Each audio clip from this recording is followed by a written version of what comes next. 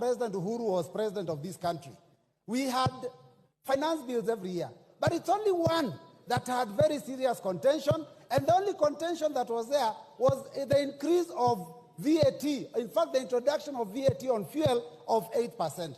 Mr. Speaker, the Kenya Kwanza regime has been in office. This is less than 2 years. And the second finance bill they have brought to this House and the first one have elicited so much contention from Kenyans that I think there is something seriously wrong. Mr. Speaker, in fact, let me say this, that the controversies of the 2023 finance bill, before we even get to this one, even, in fact, got a nickname for our head of state, because Kenyans out there are calling him Zakayo, the tax collector.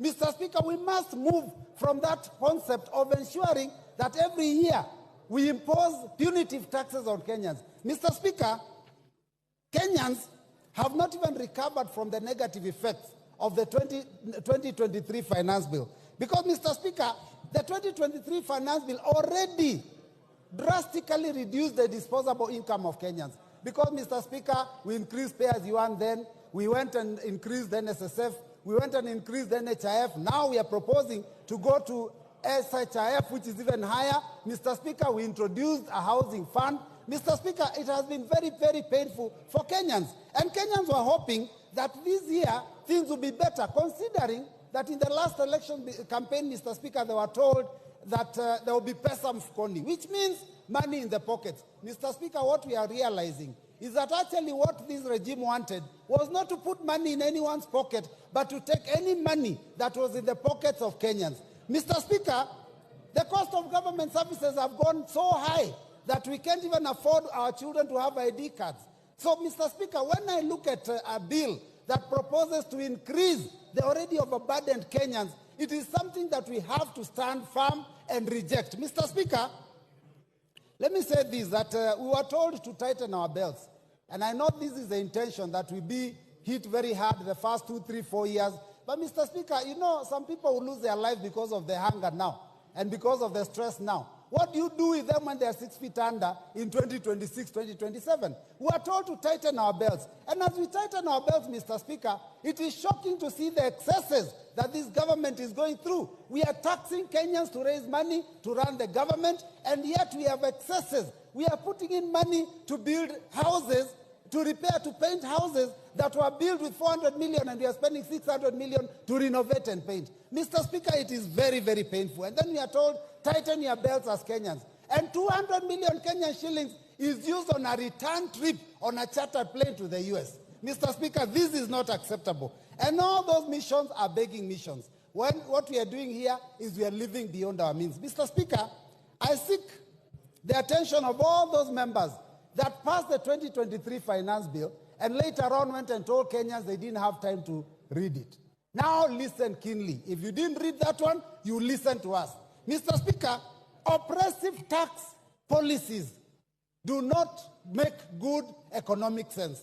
And Mr. Speaker, let me just put it this way, that the last year's proposal was intending to raise 214 billion.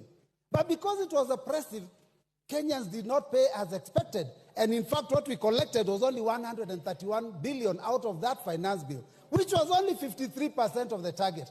Mr. Speaker, the more you put, the more burden you put on people, the more likely that they are going to look for ways to avoid that tax. So, Mr. Speaker, we have to be careful. We warned that that would happen, that people would evade. You didn't listen. We warned that it would lead to job losses. Many companies left this country and are now producing elsewhere, and unemployment has gone up. We warned that the tax increase is always passed to the common man. Mr. Speaker, the hustler of this country, the mamamboga, the boda, is the one that will carry the burden. Anytime taxes go up, it is not the big fish that actually pay these taxes. Because all they do, when you increase cost of fuel, all they do is pass it on to the consumer. And the consumer is mamamboga. The consumer is the last man in the chain. So, Mr. Speaker, we have to be very careful. Now, the 2024 tax proposals are as oppressive as 2023. We have not even fully implemented the 2023 ones. The E-teams, now we are discussing how we are going to remove it. There are those, those taxes on chamas that we have not yet implemented. Now we have brought other major proposals. And I hear Mr. Speaker talk of the tax proposals of 2023, it's like they have been reduced. Mr. Speaker, the bill that we hold in our hands, the bill that we read, has not been amended. What we are listening to is stories, Mr. Speaker. Because when we go to the committee of the whole House, what guarantee do we have that the proposals we've been told about here will pass? We can be hoodwinked into believing that those things will be passed, and when we pass this bill, the last minute it is opposed and we lose out. So we are going to oppose it from the beginning up to the end. Mr. Speaker, this proposal on VAT on bread, Mr. Speaker, I don't even know who could conceive such a thing. You have put your hands in the pockets of salaried Kenyans, business people. People have been made to pay for profits that they don't even make on turnover tax. And now you want to tax our children because you're putting your hands in the pockets of our children. Because the biggest consumer of bread are our children in secondary school, because that's where they spend their pocket money. Mr. Speaker, some of these are totally ill-advised.